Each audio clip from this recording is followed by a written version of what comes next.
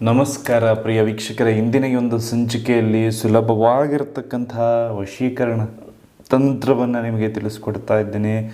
ಯಾವ ರೀತಿ ಸುಲಭವಾಗಿ ಒಂದು ವಶೀಕರಣವನ್ನು ಮಾಡ್ಬೋದು ಅಂತ. ಈ ತಂತ್ರವನ್ನು ನಮ್ಮ ಹಿರಿಯರಿಂದ ನಮ್ಮ ತಂದೆಯವರಿಂದ ನಮಗೆ ಈ ರೀತಿಯಾಗಿ ಬಳುವಳಿಯಾಗಿ ಬಂದಿರತಕ್ಕಂತಹ ತಂತ್ರ ಇದು, ಆಯ್ತಲ್ಲ. ಇದನ್ನು ಯಾರೂ ಕೂಡ ಅಷ್ಟು ಸುಲಭವಾಗಿ ಹೊರಗಡೆ ಹೇಳೋದಿಲ್ಲ, ಆಯ್ತಲ್ಲ. ಗಮನವಿಟ್ಟು ಕೇಳಿ, ನೀವು ಒಂದೊಂದು ಸೆಕೆಂಡ್ ಕೂಡ ಬಹಳ ಇಂಪಾರ್ಟೆಂಟ್ ಇದೆ. ಈ ವಿಚಾರವನ್ನು ಯಾವ ರೀತಿಯಾಗಿ ಒಂದು ಸ್ತ್ರೀಯನ್ನು ಆಕರ್ಷಣೆ ಅಥವಾ ವಶೀಕರಣವನ್ನು ಮಾಡಿಕೊಳ್ಳಬಹುದು ಅಂತ. ಮೊದಲನೇದಾಗಿ, ಆ ಹೆಣ್ಣಿಗೆ ನಿಮ್ಮ ಮೇಲೆ ಇಂಟ್ರೆಸ್ಟ್ ಇದೆಯಾ, ಆ ಹೆಣ್ಣಿಗೆ ನಿಮ್ಮ ಕಡೆ ಬರೋದಕ್ಕೆ ಮನಸ್ಸಿದೆಯಾ ಅಂತ ಹೇಳಿ ತಿಳ್ಕೊಳ್ಬೇಕಾಗುತ್ತೆ ವೀಕ್ಷಕರೇ, ಆಯ್ತಲ್ಲ. ಅದನ್ನು ನೀವು ತಿಳ್ಕೊಂಡು ಆ ಹೆಣ್ಣಿಗೆ ಒಪ್ಪಿಗೆ ಇದ್ದು ಯಾವುದೋ ಒಂದು ಸಣ್ಣ ವಿಚಾರದಲ್ಲಿ ದೂರವಾಗಿದ್ದರೆ ಮಾತ್ರ ಈ ಒಂದು ತಂತ್ರ ನಿಮಗೆ ಉಪಯೋಗಕ್ಕೆ ಬರುವಂಥದ್ದು. ಅದೇ ನಾನು ಯಾರನ್ನೋ ಒಬ್ಬ ರೋಡಲ್ಲಿ ಹೋಗ್ತಾ ಇರೋರನ್ನ ನೋಡಿ ವಶೀಕರಣ ಮಾಡಬೇಕು, ಯಾರೋ ಒಬ್ಬ ಸ್ತ್ರೀಯನ್ನು ಇಷ್ಟಪಡ್ತಾ ಇದ್ದೀನಿ, ಅವ್ರನ್ನ ನನಗೆ ಆಕರ್ಷಣೆ ಆಗಬೇಕು, ಅವ್ರನ್ನ ವಶೀಕರಣ ಮಾಡ್ಕೋಬೇಕು ಅಂದರೆ ಅದು ಬಹಳ ತಪ್ಪಾಗುತ್ತೆ. ಅದನ್ನು ಆ ರೀತಿ ಮಾಡ್ಕೊಳ್ಳಬಾರ್ದು ವೀಕ್ಷಕರು, ಯಾವುದೇ ಕಾರಣಕ್ಕೂ, ಆಯ್ತಲ್ಲ. ವಿಶೇಷವಾಗಿ ಯಾವುದೇ ತಂತ್ರ ಆದರೂ ಕೇವಲ ಒಳ್ಳೆಯ ಕೆಲಸಗಳಿಗೆ ಉಪಯೋಗಿಸಬೇಕಾಗುತ್ತೆ. ಹಾಗಾಗಿ ಈ ತಂತ್ರವನ್ನು ಕೇರಳದ ಬ್ರಹ್ಮತಂತ್ರ ವಿದ್ಯೆ ಅಂತ ಹೇಳ್ತೇವೆ, ಆಯ್ತಲ್ಲ. ಅದನ್ನು ನಾನು ನಿಮಗೆ ಇಂದಿನ ಈ ಸಂಚಿಕೆಯಲ್ಲಿ ತಿಳಿಸ್ಕೊಡ್ತಾ ಇದ್ದೇನೆ, ಆಯ್ತಲ್ಲ. ಅದನ್ನು ಯಾವ ರೀತಿ ಮಾಡೋದು ನೋಡಿ. ಈ ತಂತ್ರವನ್ನು ಮಾಡೋದಕ್ಕೆ ನಮಗೆ ಬೇಕಾಗಿರ್ತಕ್ಕಂತಹ ವಸ್ತು ಯಾವುದಪ್ಪ ಅಂದರೆ ಕಪ್ಪು ಎಳ್ಳನ್ನು ತಗೊಳ್ಬೇಕಾಗ್ತದೆ.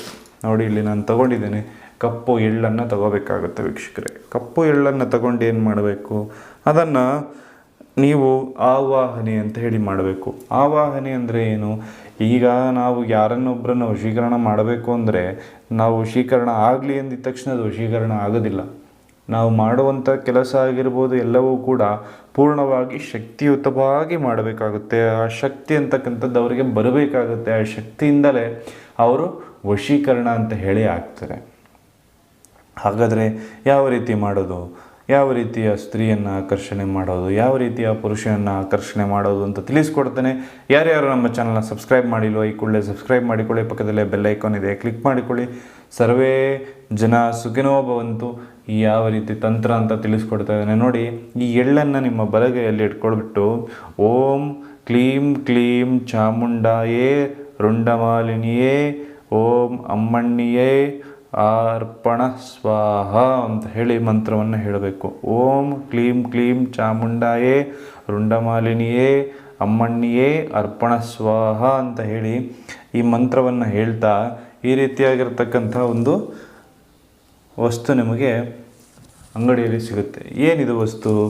ಈ ವಸ್ತು ಏನಪ್ಪ ಅಂತ ನಾನು ನಿಮಗೆ ತೋರಿಸ್ಕೊಡ್ತೀನಿ ನೋಡಿ. ಧೂಪವನ್ನು ಸಾಮಾನ್ಯವಾಗಿ ಎಲ್ಲರೂ ಕೂಡ ಮನೆಯಲ್ಲಿ ಹಾಕ್ತೇವೆ. ಆದರೆ ಧೂಪದಲ್ಲಿ ವಿಶೇಷವಾಗಿ ಧೂಪ ಅಂತ ಹೇಳಿದ್ರೆ ಅದು ಪೂರ್ಣವಾಗಿ ಉರಿಬೇಕಾಗುತ್ತೆ. ನೋಡಿ, ಈ ರೀತಿ ಧೂಪದ ಬಟ್ಟಗಳು ಸಿಗುತ್ತೆ ನಿಮಗೆ, ಆಯ್ತಲ್ಲ. ಈ ರೀತಿ ಧೂಪದ ಬಟ್ಟಲನ್ನು ನೀವು ಪೂರ್ಣವಾಗಿ ಹೊತ್ತಿಸ್ಕೊಂಡು ಇಟ್ಕೊಂಡಿರಬೇಕಾಗುತ್ತೆ, ಆಯಿತಾ. ಇದನ್ನು ಮಂಗಳವಾರದ ದಿನ ಮಾಡ್ಬೋದು ಅಥವಾ ಶುಕ್ರವಾರದ ದಿನ ಮಾಡ್ಬೋದು. ಈ ಮಂತ್ರವನ್ನು ನೀವು 1008 ಬಾರಿ ಜಪ ಮಾಡಿಬಿಟ್ಟು ಅದನ್ನು ಇದರ ಮೇಲೆ ಹಾಕ್ಕೊಳ್ತಾ ಹೋಗಬೇಕು. ಪೂರ್ಣವಾಗಿ ನೀವು ಹಾಕಿದ್ದೆಲ್ಲವೂ ಕೂಡ ಅದರಲ್ಲಿ ಸುಟ್ಟು ಭಸ್ಮವಾಗಬೇಕು.